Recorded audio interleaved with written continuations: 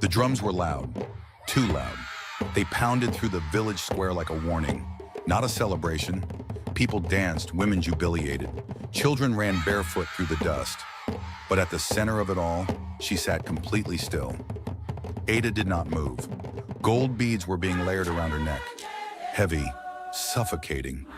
Each one felt like a chain tightening. "Smile," her mother whispered sharply, pinching her arm just enough to hurt. This marriage. "Do you want people to think you're ungrateful?"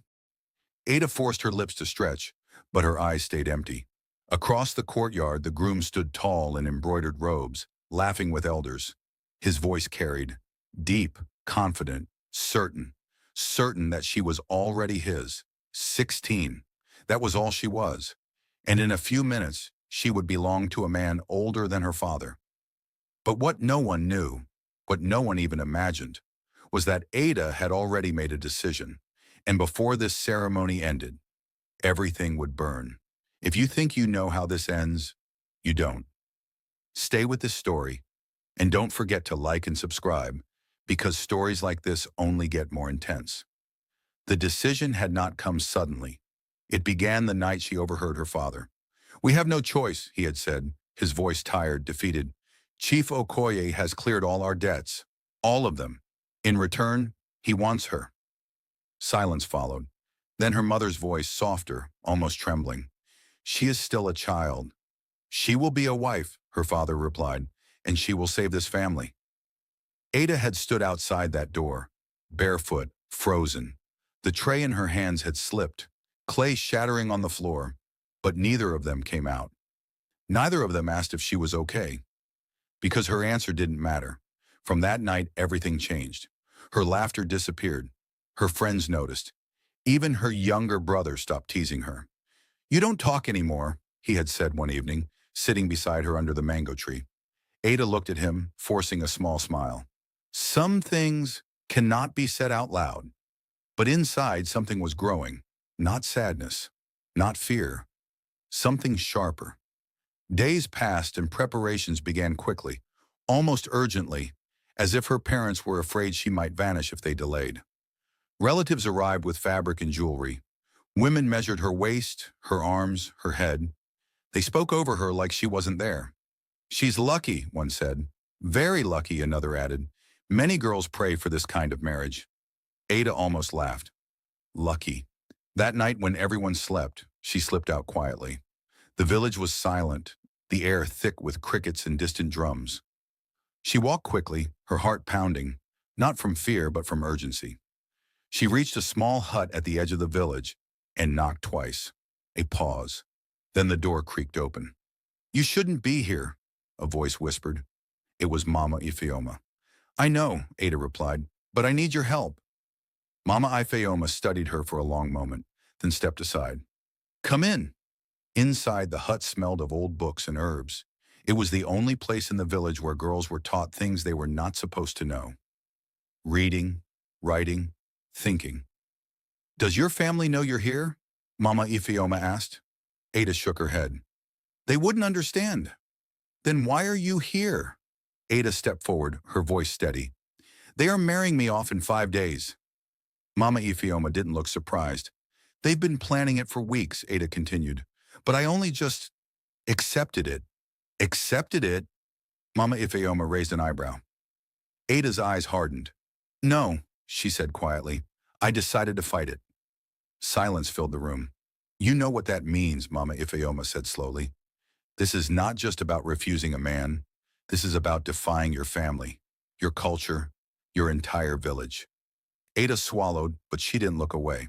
"I know. And if you fail, I won't." Mama Ifeoma leaned closer. "And if you succeed, you may lose everything." Ada's voice dropped to a whisper. "I already have." That was the moment everything began. Every night after that, Ada returned. She learned quickly, faster than anyone Mama Ifeoma had ever seen. "You've been teaching yourself," the old woman realized one evening. Ada nodded. "I listen when people think I'm not listening." She learned her rights. She learned stories of girls who had escaped, girls who had spoken, girls who had paid the price, and slowly a plan formed, not just to escape, but to make sure no one could ever force her back. 3 days before the wedding, Chief Okoye visited her family. Ada stood at the doorway as he entered, his presence filling the room like smoke. "So this is my bride," he said, smiling. Ada said nothing. He stepped closer, lifting her chin with his fingers. "You are quiet," he observed. Her heart pounded, but her face stayed calm. "I have been taught to respect my elders," she replied. He chuckled.